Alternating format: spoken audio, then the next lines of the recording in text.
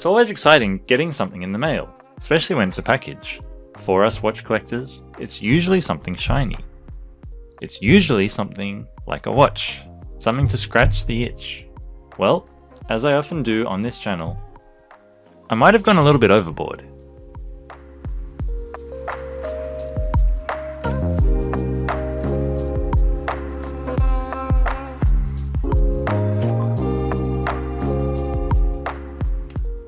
Welcome to Addicted to Watches. Today we're doing something we've actually done before on the channel.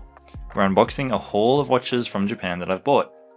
But I didn't do it alone. This box was sent to me by my good friend Jackie Kennedy, who happens to be a pro wrestler and TV star over in Japan. If you're interested in either of those things, I definitely recommend checking him out. I'll leave a link to his socials in the description below.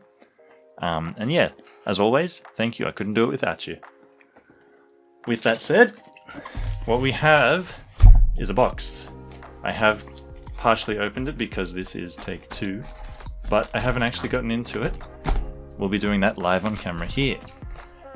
It is a big box though, and my desk is not big, so I'll be pulling them out off screen, but we will go through the unboxing together, and you can live your watch shopping dreams vicariously through me. With that out of the way, let's cut the tape and get stuck into it. And the first watch up is, unsurprisingly, a Seiko. Coming from Japan, there's a good chance that a lot of these would be Seiko, and a lot of them are. If you watch any of my videos, you'll know that I'm already a big fan of Seiko, so yeah, you should know what to expect by now. So what we have is a grey Seiko box. What's in the box? I'm not sure which one it is. Oh, but now I am. This one happens to be the SAGZ083, one of their Brightz collection models. It's titanium, radio wave, and a very nice looking watch. It's actually the watch that I made the first ever video on this channel about. However, I sold that one as I was trimming down my collection, but I always missed it, and so I thought it was time to rebuy it and maybe revisit it in a video as well. It definitely has some Aquaterra vibes with the vertical texturing and is just all round very nice. So that is watch number 1. Next up we have something that's not Seiko. Shocking, I know. Not a Seiko, but a G-Shock. However, which one is it? Well, at this point in time, I do have a couple of Gs in my collection. I came to have G-Shocks a bit late in my game of collecting watches, but it is better late than never. And once you get one, you kind of don't stop. So what took me 5, 6, maybe 7 years in my journey to actually get a G-Shock, now I've got 6 of them. So they are very Moorish. And the one we have here is a square G, but it's not your average square. This has one of those MIP dials, I believe, which is memory in pixel, but it does have a stainless bezel, which I do really like. And the visibility on these is supposed to be much better, especially for a negative display, than the non-MIP, the regular style displays on other G-Shocks. And this one's also, I think, a little bit bigger than the regular 5600, so I was kind of keen to get one of these and check it out. And from what I can see here, I do really like the display. It's much clearer, much crisper, and definitely a lot more legible. The only question is whether this will replace the 5600 in my collection, or if nothing can ever really replace the original. But I'm going to find out. Watch number 2. Moving on, we have another Seiko. But this one is a little bit different. It is a Prospex, and not only that, it is a lowercase collaboration Prospex. I've had one of those before, which was a tuna diver, and this one happens to be quite similar. It's a bigger size than that previous one, but it is in the tuner style, and it is pretty good looking too.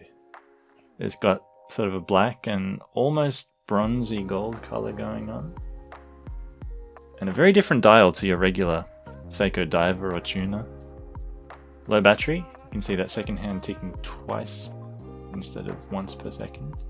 But this is a solar watch, so it just needs a bit of time in the sun. But it is a very interesting, very different design. It's almost like a field watch dial in a tuner dive watch case. Hence why they call this the FieldMaster. Watch number 3. Next up we have a slightly bigger box, and a white box, rather than the grey one we've seen. But of course, you know it's going to be a Seiko box whichever way it goes. And inside the white Seiko box is a familiar grey Seiko box. And when we get inside that grey Seiko box, we have... ooh, a watch that I was very excited about getting. And if you actually go and watch my collection video from last year, was one that I mentioned that I wanted to pick up this year. So I was able to cross that off my list, and it is a baby Alpinist. I've had one of these before. I had it in blue. However, this is kind of the silver, grey, brown version with gilt hands and markers. And like the SAG Z083, I sold the blue one of these, and I always kind of missed it. It was a watch that wore really well. It was really comfortable and really legible. But this is a color that I kind of always wanted for that watch when I saw it. And the dial actually has a different texture to it. It's sunburst, but it's also textured. And it's just a really, really nice dial. So I picked it up. I found it for a decent price, and here it is. Watch number 4. Watch number 5. This one is much more modestly wrapped and presented, and that is because it is also just a much more modest watch in general. And this watch is a vintage Seiko Spirit watch, just a simple quartz watch, and it has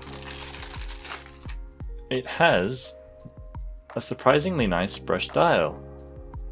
I wasn't hoping to like this one too much because I actually got this one as a donor watch for parts to repair this other Seiko Spirit watch that I have, which has a dead movement. So I was going to transfer the movement from this one into this. However, I might not. It is quite nice with the Arabic numerals as opposed to the baton markers. And I think the most striking part, you'll agree, is that brushed dial. So we'll have to just see how it goes and see what happens, whether this one stays as it is or whether it does get transplanted to repair the other one. But whichever way it goes, that is watch number 5. And for watch number 6, a recurring theme of the white Seiko box. Getting in, we have a much more nicely wrapped and handwritten note on this, and we see something different. So we've had 2 Prospecs, we've had a Brightz, and we've had a vintage Seiko. Now it's time for an Astron. I've had a couple of Astron already so far. The JDM models, which aren't available internationally, but don't have the GPS module. They just have radio wave modules like that one. So there's only certain countries they work in, as opposed to the GPS models which work everywhere. And this is another one. But it's a really interesting one. I saw it and I couldn't help myself. I had to grab it. Because, again, it has a very interesting textured dial. Kind of a checkerboard cross-hatched dial. And it is also somewhat setting itself, probably back to Japan time, because that's the last time it's synced with.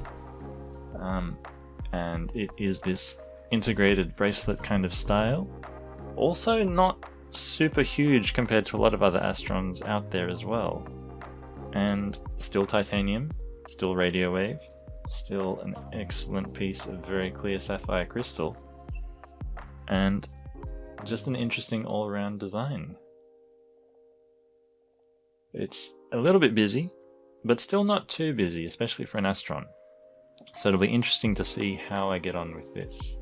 But I am looking forward to it. You can also see the date changing and setting itself there, which is always fun to watch. Speaking of watch, this is watch number 6. And on we go to watch number 7. Is it even a watch though? It's very small. Oh, yes it is. And we can see, like this FieldMaster, it is another lowercase limited edition. This one, however, is unfortunately just the head of the watch and something a bit different.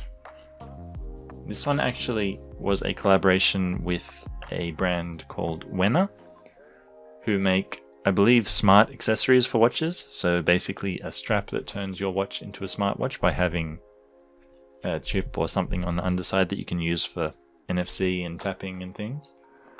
But the head of the watch for this limited edition model I thought was a much more interesting thing.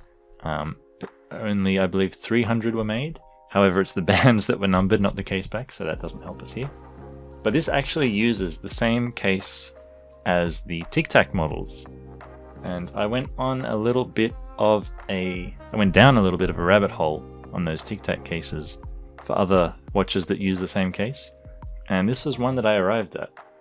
It's a bit similar to the classic black Tic Tac because it has that kind of flat matte black dial, photinid lume, but I'd never seen this before, and so when I came across it, it is a little bit more than it is a little bit used, more than a little bit used.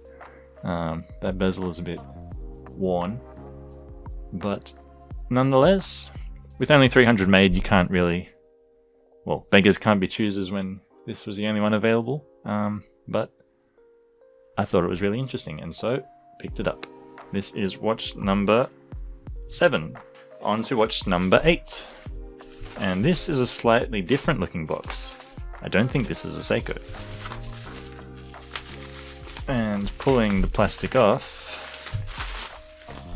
I'm becoming more convinced it's not a Seiko, because, there we go, upside down, it is a Jack Mason. Now, Jack Mason is a micro brand who have more recently released some much more upmarket and more ambitious models than what they've had before. From what I've heard, their early models were more kind of fashion focused, whereas now they're looking more at the enthusiast market and catering to what they want. This one is probably from a little bit of their earlier fashion focused, but at the same time has a very nice design, and so still has, I think, a strong appeal to the enthusiast market. Now obviously it's a pilot's watch, and it does feel a bit IWC, but at the same time has a distinct set of originality to it. And the Spitfire and Mark 20 is a watch that I really like, and this one kind of scratches that itch without breaking the bank. Okay, we can see this one was originally 25,300 yen, and it is just a quartz movement. We can see the second hand ticking, but that doesn't bother me. I don't know if it will bother you, but either way, a very cool little watch that I'm looking forward to taking for a spin. And that is watch number 8. And next up is definitely not a Seiko. This one is a Kuo. And it may be a bit strange, but what I did here was... I'll come back to this. What I did was I bought a model I actually already have. Now you might ask why. I actually recently released the review of this one, which is actually this one. But as you can see when I hold these together, there is a difference. The dial and the color of the lume is quite different. This one has a much more pronounced texture to the dial, whereas this one's more subtle. And the lume on this one is much more orange compared to this one. That is because as Kuo as a brand developed, they originally had dials and lume like this, but I guess they worked with suppliers or upgraded materials, and what they eventually did was replace them with a newer version. However, something that I thought was interesting and mentioned in the description of the listing for this one is the brand actually offered a service to customers who had this original dial, and they could pay, I think, 3,000 yen, so maybe $20 US, and they could change it out for the new one. And so the owner of this one obviously did that, but they got back the old original dial. And so I thought it would just be an interesting comparison to have a look at the two, have a look at what changed, and see if it was for the better or for the worse. So that is the Kuo Oldsmith for the second time. And watch number 9. And watch number 10. Well, we know what this is. It's not a Seiko, it is a Timex Expedition North. A very brightly colored box. And inside is, of course, a Timex, but something slightly different, something I hadn't actually seen before. This one, as you can see on the dial, is solar powered, clearly a field watch, and has a bit of a Hamilton vibe with those triangular indices, the all brushed case. But if you turn it over, there it is, you can see an interesting spec. This one has a sapphire crystal in addition to that solar movement, and it just looked like a little rugged, reliable watch that I thought would be interesting to check out. So here it is. That is watch number 10. And on to watch number 11. No box for this one, just the bubble wrap. But this one was foreshadowed when I talked about that FieldMaster, because this is indeed another FieldMaster, this time in polar white. I don't know if that's the actual name for it, that's just what I'm calling it because, well, obviously. It has a very crisp white dial and a nice grey case. Strap has seen a bit of wear, that might get changed out. However, the watch itself looks very, very nice. Again, you've got that field watch kind of dial layout and classic Seiko tuner case. So we have 2 of those that we'll be looking at on the channel at some point. And last but not least is, well, we had to finish off with a Seiko, of course. And because it's the last one, I know which one this is. Again, this one was foreshadowed talking about this lowercase watch because this too shares the Tic Tac case. However, this one was very unique. This one, goes this way. This one was a design by the Japanese designer Riki Watanabe. And there's almost no information about this watch out there at all, aside from one shop that sells it new.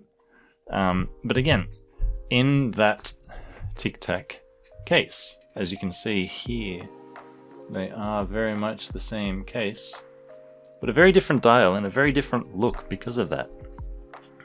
This one just comes on a leather strap with an interesting Seiko deployant buckle. But I was very excited to get this one as well. It has a very deep, very rich blue dial, and yeah, it was just a very uncommon, almost unheard of watch, really, outside of Japan, that I think has a very striking design and will be very interesting to compare to the other watches that use this case. And so that gives us watch number 12, which finishes our unboxing extravaganza.